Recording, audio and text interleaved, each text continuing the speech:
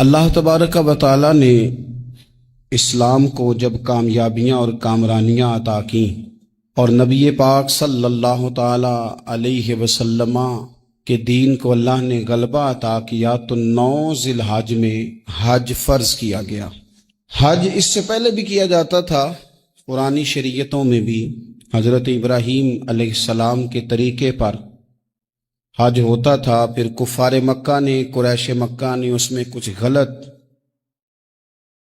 رسومات شامل کر دی، کپڑے اتار کر معاذ اللہ کعبے کا طواف کرنا، قربانیوں کا گوشت خانہ کعبہ کی دیواروں سے ملنا، اور بھی کئی بیہودہ رسومات اس پاکیزہ اور خوبصورت عمل کا حصہ بنا دی گئیں۔ پھر 9 ذی الحج کو حج فرض ہوا۔ نبی پاک صلی اللہ تعالی علیہ وسلم نے حضرت ابو بکر صدیق کو امیر حج بنا کے رخصت فرمایا۔ دیکھیں کہاں کہاں محبوب انہیں اپنا نائب بناتے ہیں۔ اب 9 کو تو حضور نے حضرت ابو بکر صدیق کو امیر حج بنایا اور پھر اعلان فرمایا، جہاں جہاں مسلمان آبادیاں تھیں وہاں اعلان کر دیا گیا کہ آئندہ سال رسول پاک علیہ السلام خود حج کے لیے تشریف لے جائیں گے۔ اب ایک بڑی تعداد مسلمانوں کی جمع ہونے لگی۔ ذی قعدہ کے آخری ایام میں ہزاروں کی تعداد میں لوگ مدینہ شریف میں جمع ہو گئے۔ ظہر کی نماز کی ادائیگی کے بعد سیرت نگار کہتے ہیں کہ 28 ذی قعدہ تھی، نبی پاک علیہ السلام ظہر پڑھ کے حج کے لیے نکلے، اور جہاں آج ذوالحلیفہ ہے، ابیار علی جس جگہ کو کہتے ہیں، میقات مدینہ بھی کہا جاتا ہے، وہاں اللہ کے محبوب نے پہلے رات گزاری۔ وہیں پہ نبی پاک صلی اللہ تعالی علیہ وسلم نے احرام باندھا، حضور تشریف لے گئے۔ یہ حج قران تھا۔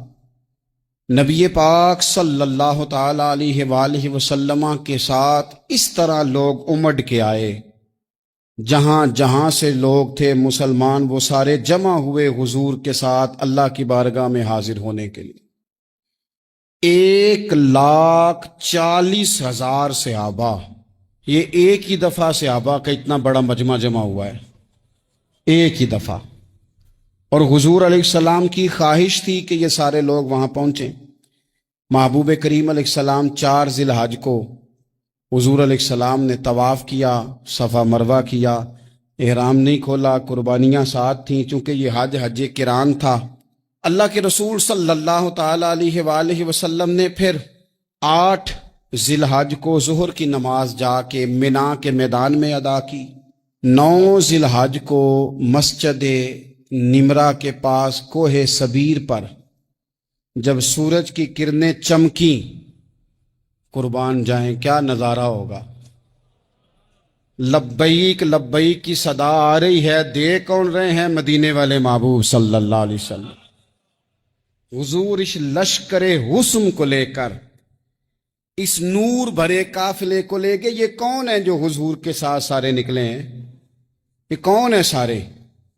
یہ وہ فیروز بخت سعادت مند لوگ ہیں کہ ان میں سے جس نے ایک دفعہ بھی ایمان کی حالت میں حضور کو دیکھا اور پھر خاتمہ بالخیر بالایمان کے ساتھ دنیا سے رخصت ہوئے، یہ وہ لوگ ہیں کہ ولی اگر 60 سال بھی سارا دن روزہ رکھے، ساری رات نفل پڑھے، ہر برائی سے بچے، لیکن پھر بھی کسی صحابی کے قدموں کی خاک تک کو نہیں پہنچ سکتا۔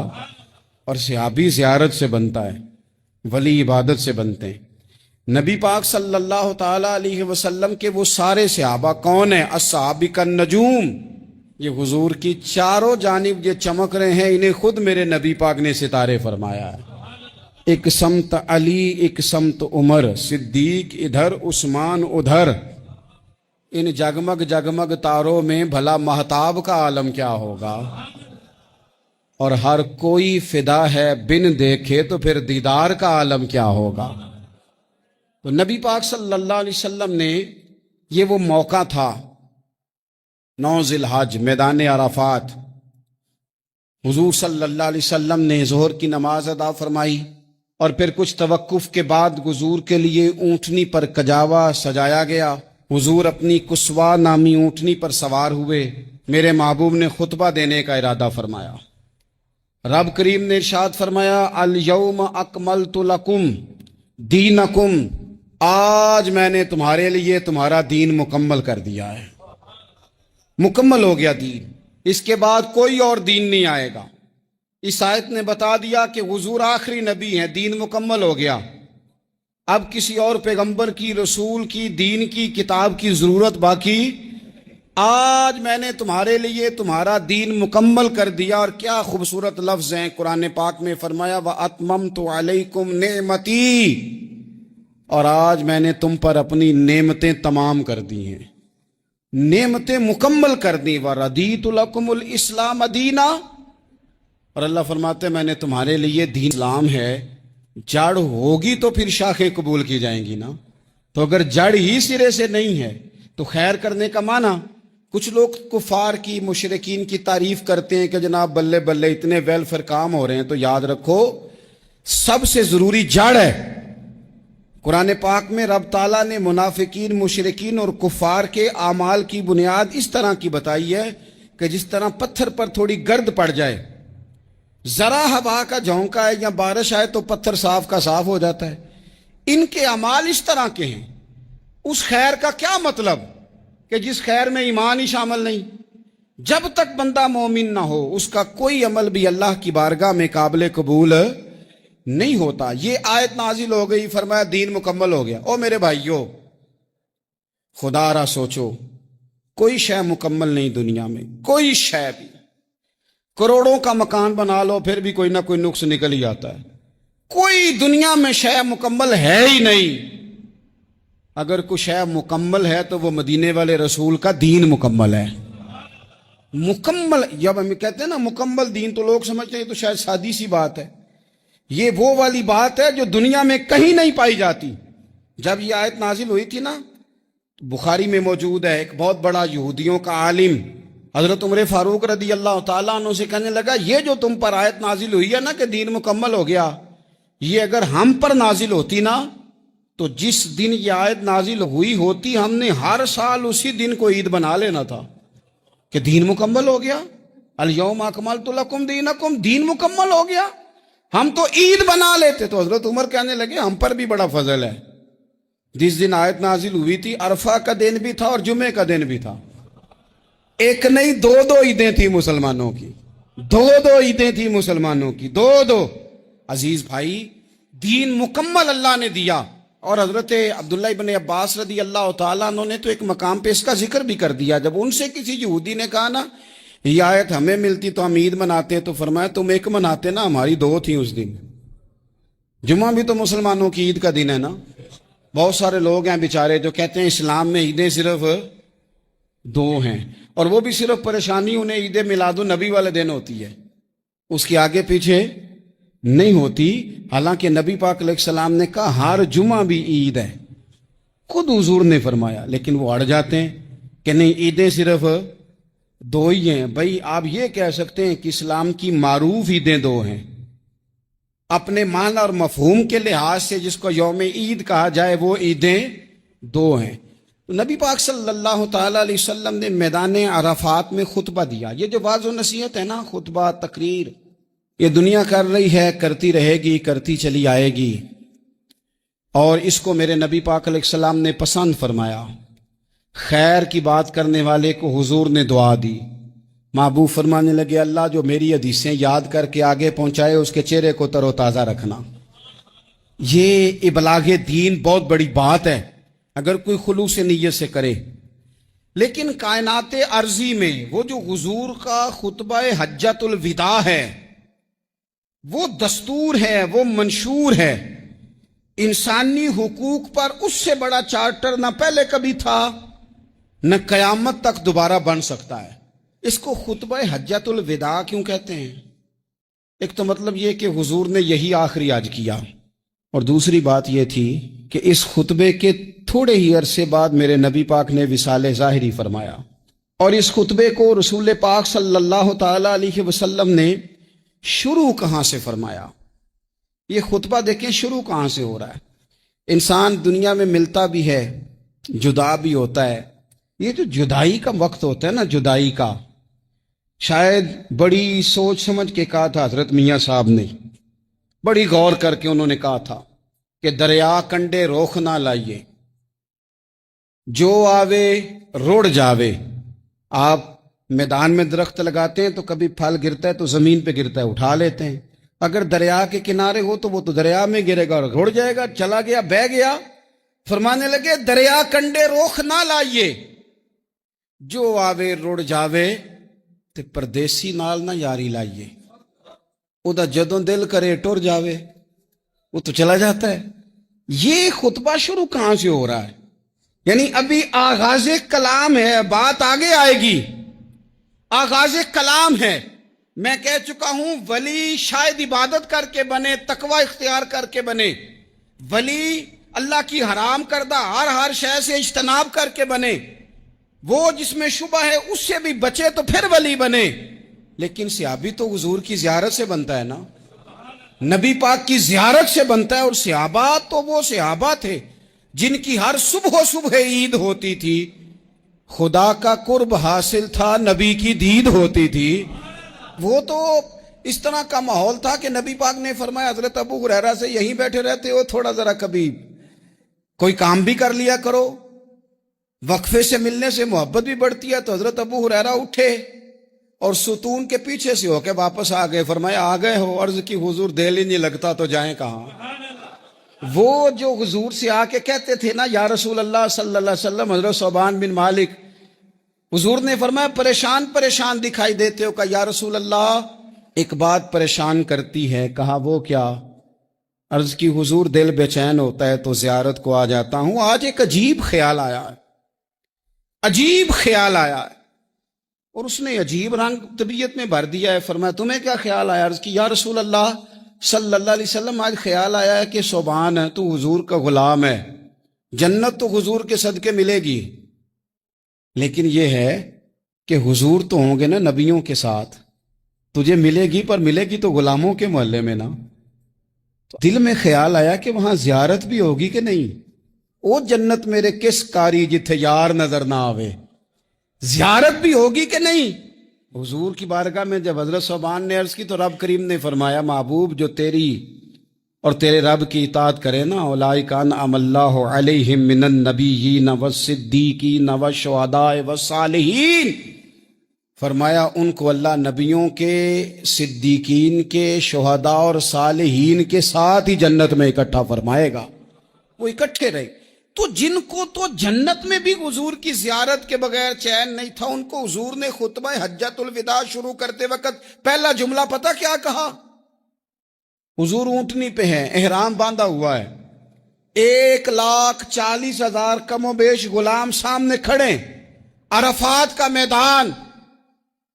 محبوب فرمانے لگے پہلا جملہ، جو درد والے تھے وہ تڑپ گئے، یہ سارے درد والے تھے لیکن کچھ زیادہ مزاج شناس تھے. محبوب نے پہلا جملہ کہا. حضور فرمانے لگے لوگو جس طرح آج اکٹھے ہوئے ہیں شاید اس کے بعد دوبارہ ہم اکٹھے نہ ہوں. پہلا اعلان ہی کر دیا کہ یہ تمہارے ساتھ جو آج خطبہ ہے نا، اس میں اشارہ دے دیا کہ دوبارہ نہیں جمع ہوگے، اگلا حج نہیں کرنا، بس ختم ہوئی بات. یہ آخری پہلی بات ہی حضور نے یہ بیان. اب وہ اتنے دل نرم ہو گئے حضور کی بات سن کے، آنکھوں میں آنسو اس طرح آ گئے، طبیعت کا ملان اتنا بڑھ گیا کہ ہر ایک کا دل کشکول بن گیا. ہر طرف سے آہیں اور سسکیاں ہیں کہ حضور کے وہ جملے یوں صحابہ لے رہے تھے جب آپ سے کوئی کہہ دے کہ بھائی یہ وقت بس آخری ملاقات کا ہے، تو پھر انہوں نے وہ تو حضور کی ہر بات ہی توجہ سے سنتے تھے، پر یہاں جو انداز بن گیا وہ انوکھا بن گیا. فرمایا شاید دوبارہ ملاقات نہ ہو. پھر میرے کریم محبوب صلی اللہ تعالی علیہ وسلم نے فرمایا جس طرح تمہارے لیے یہ شہر حرمت والا ہے، مکہ حرمت والا ہے نا، ایک نیکی کرو تو مکے میں 1,00,000 کا ثواب، حرم مکہ میں ایک گناہ کرو تو وہ بھی 1,00,000 لکھا جاتا ہے. حرمت والا ہے، بڑی عزت والا ہے. فرمایا جس طرح یہ گھر عزت والا ہے کعبہ، جس طرح یہ شہر عزت والا ہے، فرمایا جس طرح آج کا دن حرمت والا ہے. مسلمانوں میں تمہیں بتا کے جا رہا ہوں، تمہیں سمجھا رہا ہوں، اسی طرح میں نے تم سب پر ایک دوسرے کے مال اور عزت کو حرمت والا کر دیا ہے. اور صحابہ کو نا حضور نے پہلے یہ سبق پورا حضور نے پوچھا. یہ بھی ذرا کمال ہے, یہ بخاری مسلم کی حدیث ہے. حضور نے صحابہ سے پوچھا, 9 ذی الحجہ ہے, جمعے کا دن ہے, ذی الحج کا مہینہ ہے, سب کو پتہ ہے. لیکن نا آپ جمعہ پڑھنے ہیں تو میں آپ سے کہوں کہ آج کون سا دن ہے, تو آپ کہیں گے جناب جمعہ ہے, عجیب آدمی ہے, جمعہ پڑھا رہے ہو. لیکن جو صحابہ کا انداز ہے وہ اور ہے. حضور نے پوچھا آج یہ کون سا مہینہ ہے. یہ ادب ہے, یہ مقام ہے. یہ وہ مقام ہے جہاں بہت سارے صرف عقل والے بندے جو ہوتے ہیں نا, وہ بیچارے گرتے پھڑتے ہیں, کہتے ہیں جی بات آتی ہو تو بتانی چاہیے. یہ کیا بات ہوئی جی, بندہ بولے ہی نا, یہ کیا لیکن کچھ لوگ ایسے ہیں جن کا دھارا ادب کچھ اور ہوتا ہے. انہیں ڈھیروں باتیں بھی آتی ہوں تو ہر جگہ بات کرنے کی نہیں ہوتی, سب جگہ کہانیاں سنانے کی نہیں ہوتی. حضور نے فرمایا کون سا مہینہ ہے. قربان جائیں, بھیا کو زبان ہو کے کہنے لگے واللہ و رسول عالم, اللہ جانے اللہ کا رسول جانے. سانو تے قید سجن دا گہنا ہے, او جنج رکھے اساں اونج رہنا ہے. ہمیں کیا پتا, پوچھا کسی نے, لکھا ہے صوفیاء نے, کسی نے پوچھا تمہیں پتہ نہیں, کہنے لگے چپ کر, ہمیں کیا پتا کون سا مہینہ ہے. تو حضور نے فرمایا آج تاریخ کون سی ہے. بھائی صاحب کو پتا تھا نا 9 ذی الحج کو ہی حج ہوتا ہے. کون سی تاریخ ہے, کہا واللہ و رسولہ عالم, اللہ جانے اللہ کا رسول جانے. قربان جائیں. حضور نے پوچھا دن کون سا ہے, سب کو پتا ہے جمعہ ہے. کہنے لگے واللہ و رسولہ عالم, اللہ جانے اور اللہ کا.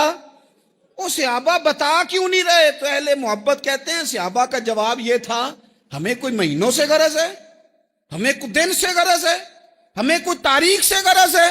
حاجیو آؤ شہنشاہ کا روزہ دیکھو, کعبہ تو دیکھ چکے, کعبے کا بھی کعبہ دیکھو. ہمیں تو محبوب سے غرض ہے. مہینہ تھا ذی الحج کا, اگر حضور کہہ دیتے ذی الحج نہیں ذی قعدہ ہے تو ہم نے ذی قعدہ ہی بنا لینا تھا.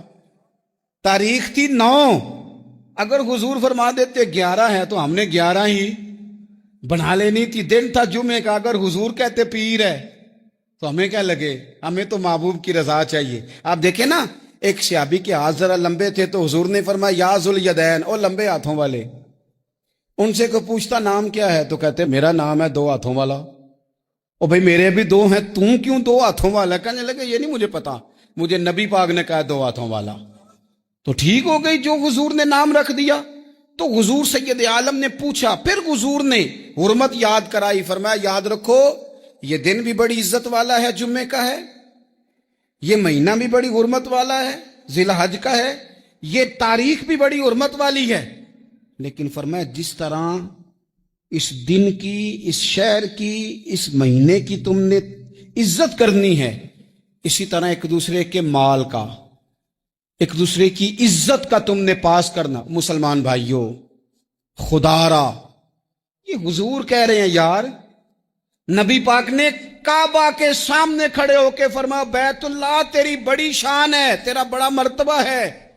لیکن فرمایا میرے مومن کی عزت رب کی نظر میں کعبے سے بھی زیادہ ہے.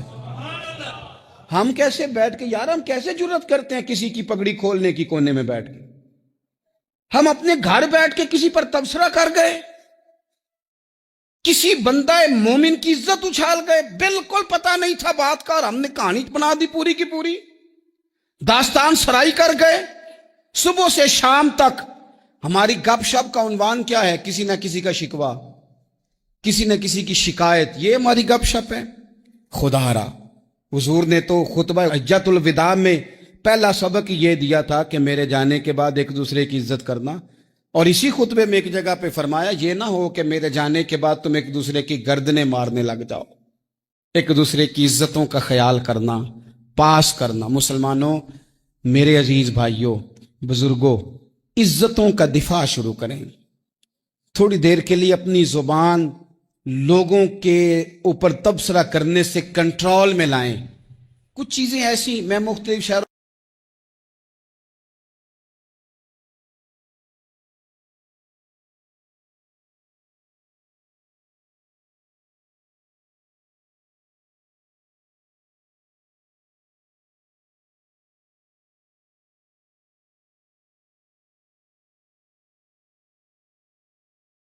قرآن حکیم نے ارشاد فرمایا ہے کہ وَلِلَّهِ عَلَى النَّاسِ حِجُّ الْبَيْتِ مَنِ اسْتَطَاعَ إِلَيْهِ سَبِيلًا، فرمایا اللہ کے لیے لوگوں پر اس گھر کا حج کرنا ہے جو اس تک پہنچنے کی طاقت رکھتا ہے۔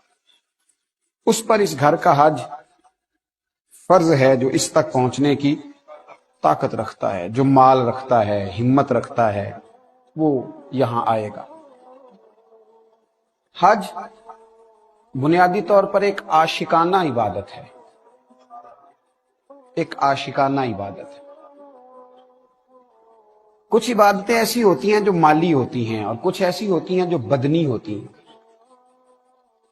زکوٰۃ دینا مالی عبادت ہے، فطرانہ دینا مالی عبادت ہے، صدقات و خیرات مالی عبادت ہے، نماز پڑھنا یہ بدنی عبادت ہے، روزہ رکھنا بدنی عبادت ہے، نفل ادا کرنا یہ۔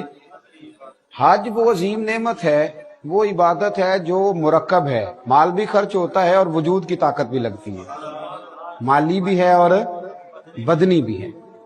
اور نبی رحمت نور مجسم شفیع معظم۔ اب حج میں آپ یہ دیکھیے کہ انسان کو ملتا کیا ہے، میسر کیا ہوتا ہے، اس نے کرنا کیا ہے۔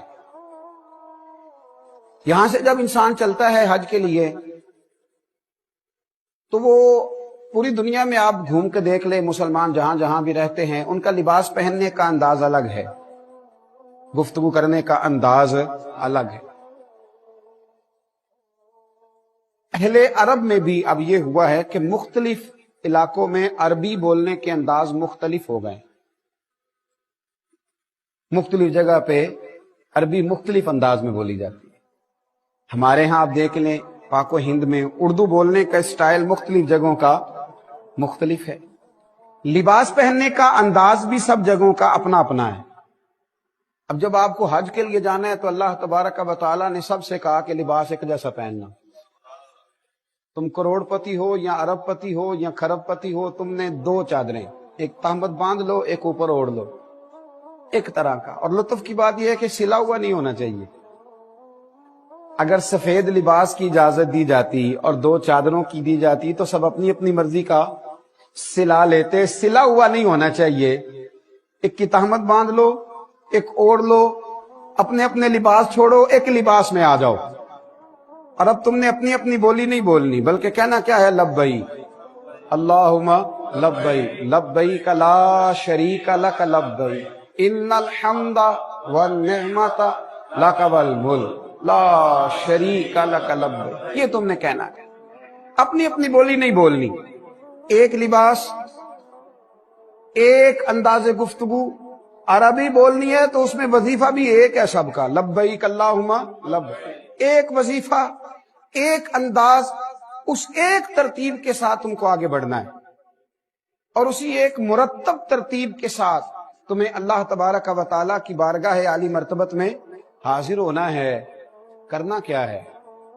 بیت اللہ شریف جانا ہے، فرمایا ہاں وہاں بھی جانا ہے، لیکن اس کے بعد نہ کھلے میدان ہے، کھلے میدان جاؤ، جا کے مینا میں خیمہ لگا لو، ایک لباس، ایک بولی۔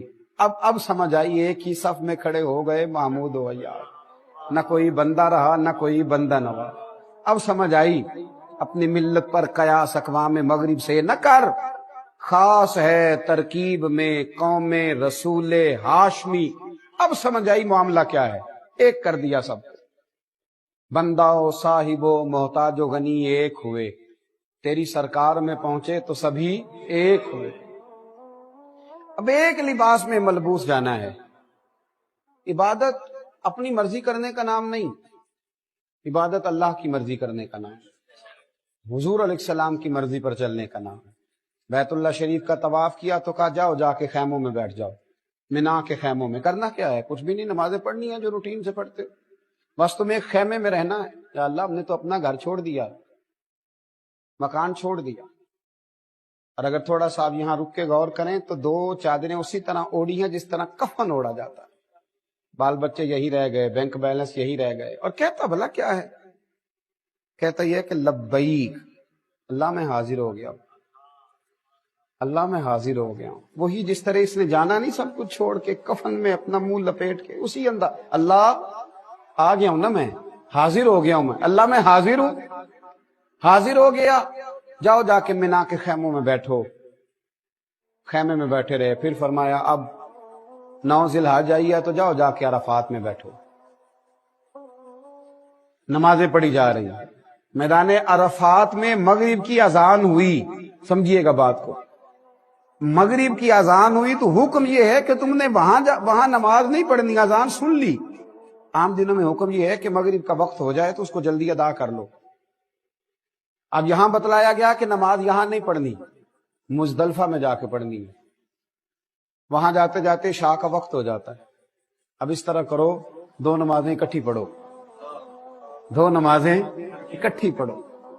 وہاں تم خیمے میں تھے, مینا میں عرفات میں بھی خیمہ میسر آیا تھا. اب مزدلفہ میں تم نے رات رہنا ہے پر بغیر خیمے کے رہنا ہے. اللہ کیوں؟ فرمایا میری حکمتیں, یہ میرا تمہارے ساتھ پیار ہے. میں نے بڑے بڑے رئیسوں کو, وزیروں کو, مالداروں کو, بڑے بڑے نامور لوگوں کو روڑوں پہ لیٹے ہوئے دیکھا ہے. اتنے اتنے موٹے روڑے ہیں, نیچے پتھر پڑے ہیں, سوئے ہوئے ہیں. بنداؤ صاحبو محتاجو غنی ایک ہوئے, بس تیری سرکار میں پہنچے تو سبھی ایک ہوئے, لیٹے ہوئے. اللہ کریم نے حج کے اندر جو اسرار رکھے, جو حکمتیں رکھی, وہاں لیٹے ہیں سب, آرام کر رہے ہیں. اب وہاں سے نکلو. اب کیا حکم ہے؟ فرمایا واپس آؤ مینا میں, شیطان کو کنکر مارو, جمرات کی رمی کرو, مارو کنکر. ایک دیوار بنی ہے اسے کنکر مارو. اللہ کا دشمن جان کے اسے مارو. اب تم اسے مار کر کے نکلے تو اب قربانی دو, اب قربانی کرو. حاجی نے قربانی کی, جو تمتع حج والا تھا اس نے قربانی کری. اب فرمایا اس طرح کرو, یہ میرے دیے ہوئے بال ہیں, تمہارے سر پہ انہیں منڈوا دو. منڈوا دیے. مالک اب کیا کریں؟ فرمایا اب جاؤ جا کے بیت اللہ کا پھر سے طواف کرو. اللہ یہ سارا کیا ہے؟ فرمایا میری تم سے محبت ہے, تمہاری مجھ سے محبت ہے. حضرت عمر فاروق رضی اللہ تعالیٰ عنہ نا حجر اسود کو چومنے لگے تو فرمانے لگے تو پتھر ہے, تو کیا نفع نقصان دے گا, میں تجھے کبھی نہ چومتا. ہائے حضرت عمر کے لفظ دیکھیے, فرمایا میں تمہیں کبھی نہ چومتا, تو پتھر ہے, پر میں تجھے بار بار چوموں گا اس لیے کہ تجھے مدینے والے رسول نے چوما ہے. میں چوموں گا, بار بار چوموں گا. یہ عشق ہے, یہ ذوق ہے, یہ درد ہے, یہ کیف ہے. یہ اللہ والوں کی نشانیاں ہیں. یہ حج کا فلسفہ سمجھیے. اچھا بلا سیانہ آدمی ہے, وہ چلتا ہے تو بڑے وقار کے ساتھ چلتا ہے, وہ دھیمے دھیمے قدم اٹھاتا ہے, وہ اس کا انداز بڑا پروقار ہے چلنے کا طریقہ.